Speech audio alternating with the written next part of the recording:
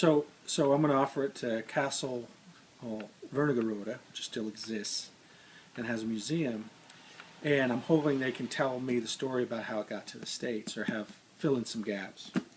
And the guy's dad was not in World War II that we got it from, so he must have got it from somebody else. But if it is loot, it might have been, because Americans did cross the river in some places. Might have been an American, might have been a Russian, and then it wound up in the Americans' hands and came here, and then somehow got to the hands of his dad. And but it also might be possible that the family was destitute or had trouble after the war. As refugees, they sold it. Mm-hmm. Sold a lot of things. But originally it would have had a nice wooden case. It would have had a ring. It would have had a seal. It would have had a letter.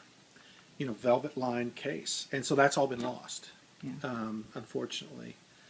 And that would have added considerably to the price to have the thing complete. But this guy's a fairly important guy. The piece is not as expensive as some, and I'm hoping that they would be interested in getting it back, because that's sort of where it'd be really nice to see it go back to the museum where the guy was ensconced.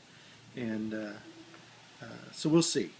But with I don't know if you've been reading about those paintings that they discovered. Mm-hmm.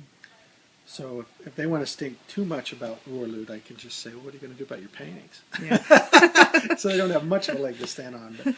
But I did tell the guy, we'll see what happens if that's the case. But what I told him is, if that's the case, then I'll ask if they'll throw you a few $1,000, fly you and your wife out to give it back to them, and then let me write another press release. Mm-hmm.